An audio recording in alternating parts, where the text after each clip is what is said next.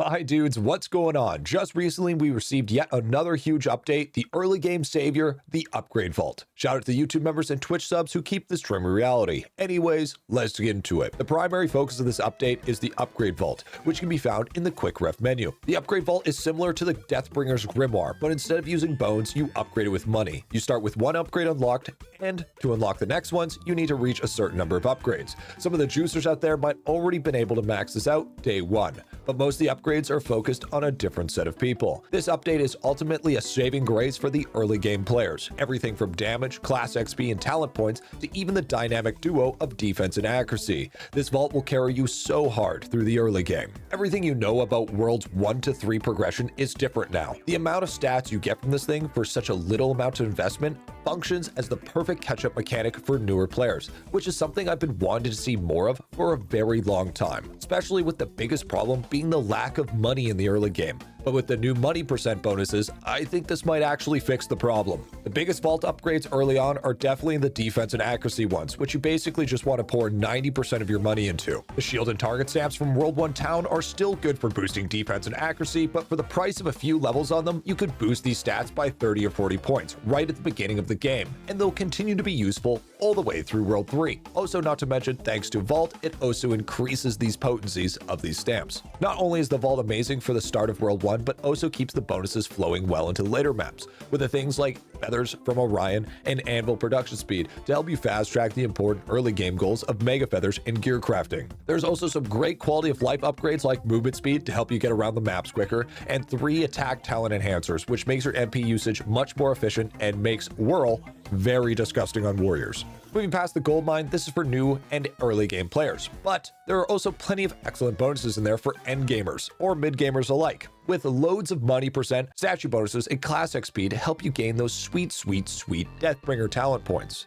The forge capacity isn't as important now that we have forge cap upgrades from the hole, but this could totally trivialize the crafting of Godshard gear without you having to invest into that upgrade. If our forge cap continues to increase like this, we'll eventually be able to smelt billions of ore in a single 2-minute claim. On top of that, this update also added new tome ranks, a new fractal island bonus which gives you 2% sneaking per sneaking level, and the ability to craft from Anvil and Quick Ref. We might as well call this the Quick Ref update at this point. Additionally, Lava very generously gifted us with another 30% AFK gain rate for all activities for free, forever. And on top of that, we get 30% AFK gain rate from the vault after reaching max vault mastery. So in total, a 60% AFK gain increase in just one update. Also, some much needed bug fixes were rolled out as well, such as the tombstone not spawning for Deathbringer sometimes, Monument not giving their full multiplicative bonuses like they should have, and Lava also gave us a small teaser of what we could expect over the next 5 or so months of the Idleon updates.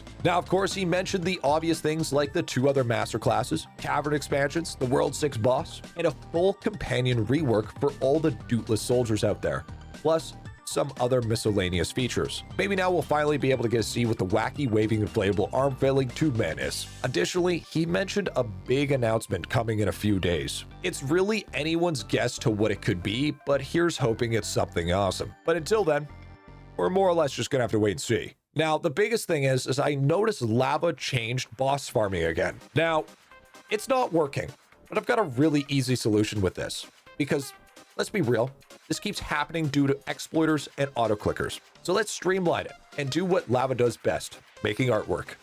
Imagine an NPC on daily reset that requires you to spend 300 keys a day to receive 200 gems. That means you could do 300 normal bosses or 5 nightmare trolls and just remove boss gems entirely. Because let's be honest here, what's trying to be fixed isn't working at all.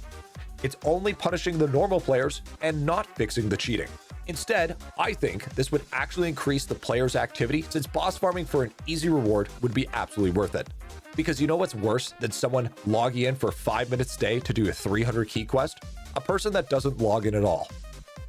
Everyone can't do this boss farm from the very start, so it has a much more rewarding appeal to it as well. You could also add a streak reward, which would be pretty cool. So for instance, If you complete the daily 300 keys for 5 days in a row, you get rewarded with 5 gem envelopes. That means there's a small chance of you getting 10,000 gems. Sounds pretty worth it in my opinion, and would 100% increase logins for people coming in. And just make sure it can't be affected by golden pocket watches. This would help show that it's not just about the sweats being considered, but also the dad gamers who don't have a ton of time, but can do 5 minutes a day to log in and do their dailies. The AFKers and actives both need to be thought about in these sort of situations, in my honest opinion. Obviously, it needs to take some refinement, but that's just the rough about it. Tell me what you think about this.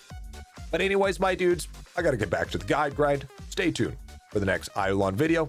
Stay safe, happy grinding, and peace out. What's going on? Bizzle.